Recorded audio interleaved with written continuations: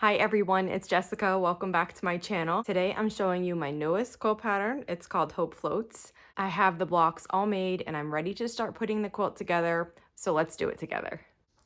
I have all the blocks here that I made for the Hope Floats quilt, and I'm going to be assembling them today, but I'm going to flip through them and show you. So the color palette that I use, this fabric is called Vintage Charm, and the color palette is mainly navy, red, pink. It has like one taupe print in it, and these stripes on one of these prints are taupe.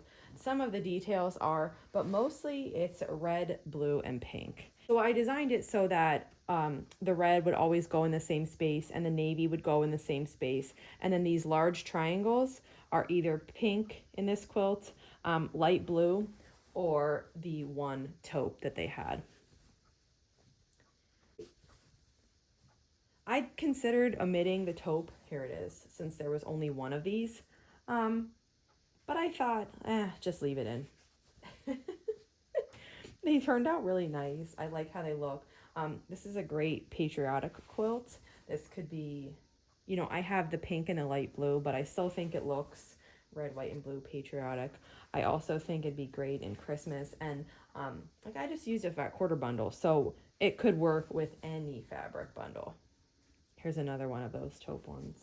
And that was it, because it's only this one print, and I just used it twice. And I'm making the largest size that uses 16 of these blocks. And here they are. So now I'm going to work on laying them out 4x4, and then we'll start assembling.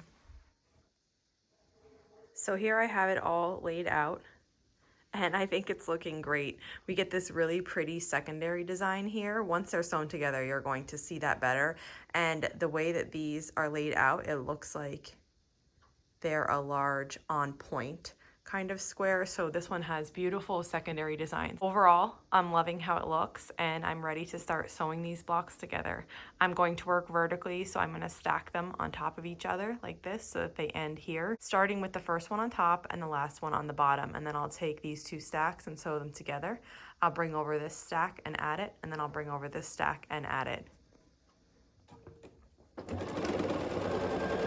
Now, I haven't pressed these blocks yet, but I do that a lot of times where I don't even press until my quilt top is assembled. Now, when I do that, it does take a while to press the quilt top because you're pressing everything, but I like doing it that way, and I find everything is just so much more accurate. And once it's all together, there is very minimal distortion from the iron. Because everything is like sewn together and the seams are right next to each other. Everything's kind of like set in place. So there isn't distortion happening. So if you struggle with block distortion, I'd recommend, you know, giving it a try where you don't press your blocks until they're into your quilt. I mean, it's definitely something to get used to. So I wouldn't like try it once and be like, I hate it. I'd, you know, give it some time and really give it an honest, good try.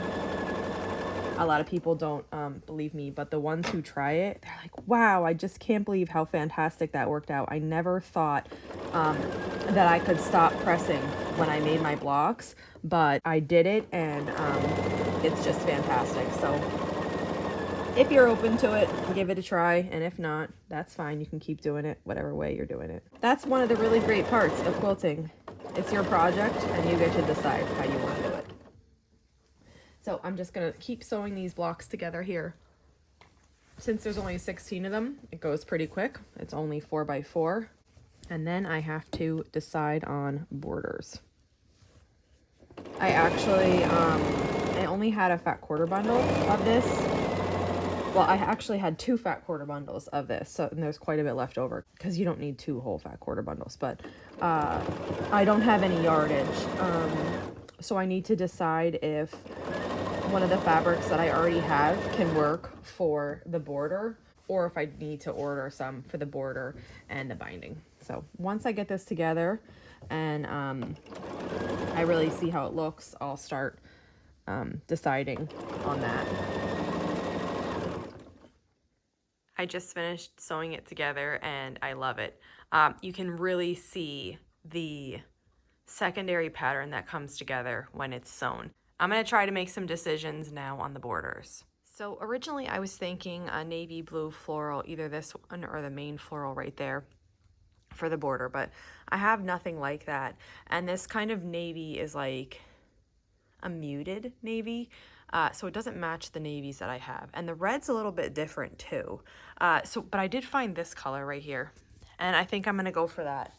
And then for the binding, I have this that might work, or I have a red.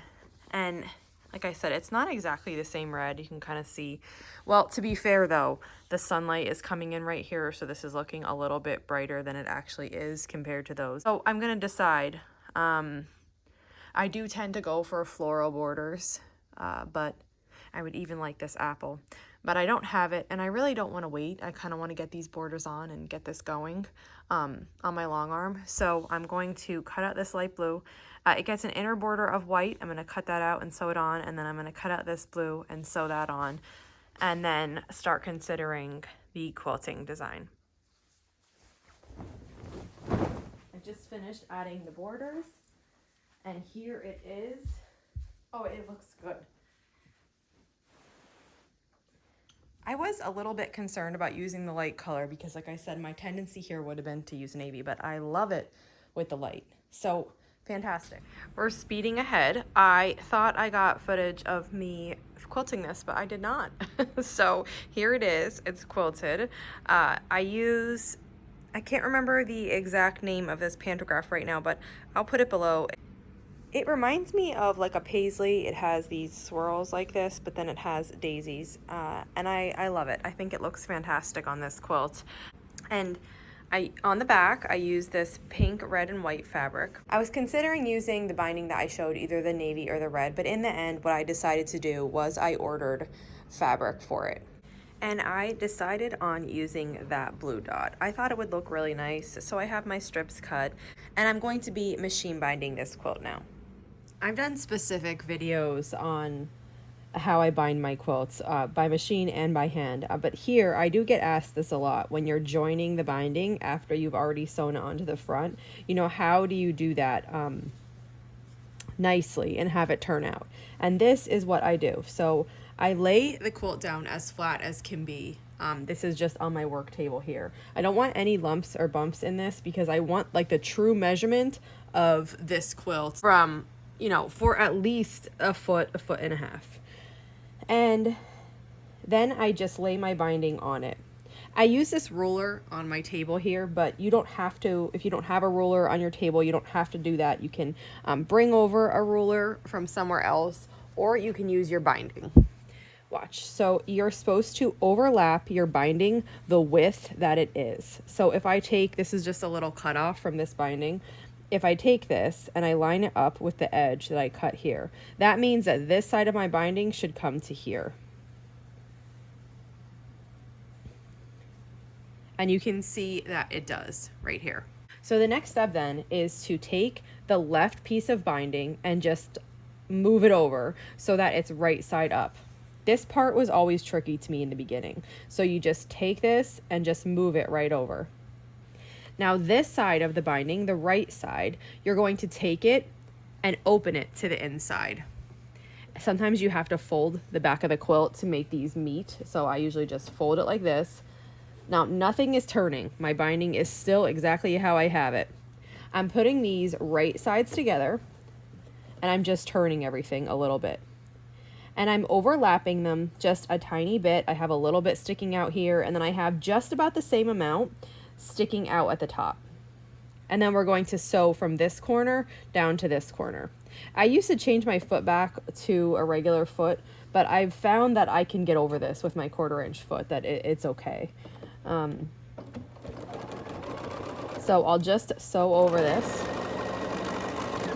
Okay, and cut the thread. And now when I open this quilt back up, my binding should be laying flat. If it's not laying flat, you want to unpick this and try again. You can see I have bunching here from the binding, but you can see that this is laying nice and flat. There's not too much, there's not too little. If there was too little, it'd be pulled back like this and you'd have this rippling. And if there was too much, then you'd have like, this would be bumpy and you'd have too much binding to fit in this area that you have. Mine looks good. So what I do is I just open it back up, and then we're going to cut here, leaving about 1/4 of an inch behind. That's just roughly, it doesn't have to be perfect. Now we're going to sew. You can see I started here and this is where I stopped sewing. So now we're going to sew this remaining bit. I just turn my quilt sideways. Whenever I start here, I usually do a back stitch just to secure that really nicely. And then I usually just take my finger in here and I just swipe it, and it makes all of those seams lay in one direction. And this joining seam just happened to be really close to where I'm ending. So I have two very close to each other, but it really doesn't matter. So I'll just swipe this here in one direction, and that makes all those seams in the binding go in one way. And then continue sewing. You can see that I'm coming back to where I started. This is still laying nice and flat. If you're a little bit short, it usually doesn't matter. You can give this a tug and make it fit. If it's a little bit wavy and you have a little bit too much binding, you can kind of just flatten it out a little bit and work with that too. You get better with this the more times you do it. Now I'm coming back around and I'll back stitch to secure it, and then I'll cut. Now if I was going to hand bind my quilt, I would take this and hand bind it with a needle and thread by moving this to the back and binding it down. I'm going to machine bind this quilt, and I am doing this usually the opposite of what's taught. Usually when you machine bind a quilt, you sew the binding to the back and then you flip it around to the front. But I prefer the look of it like this. So I sew it to the front and then I flip this around to the back. I'm going to turn it over under my machine and we're going to sew here. And what's going to happen then is I'm not going to have any thread or seam lines on the front of the binding. They're going to fall right next to it here. And I like the look of that for machine binding. So that is how I do mine. Of course, if you like it a different way, you know, any way that works for you is great. So I'm just going to flip this over. I usually switch feet now. I'm going from 57D. This is my 1/4 inch foot, and I'm going to 34D. This is the clear reverse pattern foot. I like this for binding. You can see here on this foot, I've talked about this many times before, but you can see here on this foot, there's a red line there in the middle. That is exactly where your needle falls if your needle's in the center position on the machine. And so I like that because when I flip this over and start sewing, I know that, you know, I want to stay next to this on this edge here. And I know that if this red line is on the edge, then my stitches will be also. The other thing that's important to note when you're doing it this way, where you're sewing it on the front and wrapping it to the back and machine stitching, you need to know where you sewed your binding on in the first place. So my seam line from when I sewed this onto the front is this straight line here. And I know that when I wrap this around, I need to be just beyond that line, to the left of it. If I'm just to the left of it, my stitches are going to fall right next to it up here. If I'm on it or to the right by accident, my stitches are going to fall actually on the binding. And I don't really want that here. That's not really the look I'm going for. So I try to get right next to it. And of course, this comes, you know, you become good at this with practice also. This is like a whole nother beast. Learning how to keep it right next to it and not wiggle waggle left or right or have anything else happen. So this, you know, if you're just trying this for the first time or if you're learning this method, you know, don't go hard on yourself, because I mean, I know myself, I've taken ages to get good at this.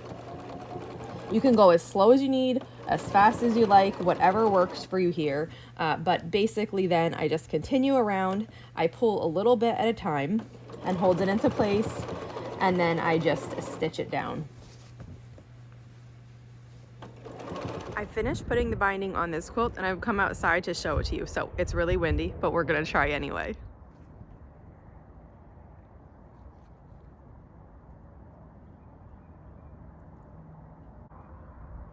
I love how it turned out, and I hope you do too. If you have any questions on this quilt, just let me know. I'll put the link to the pattern below, and I'll see you back here soon. Thanks for following along.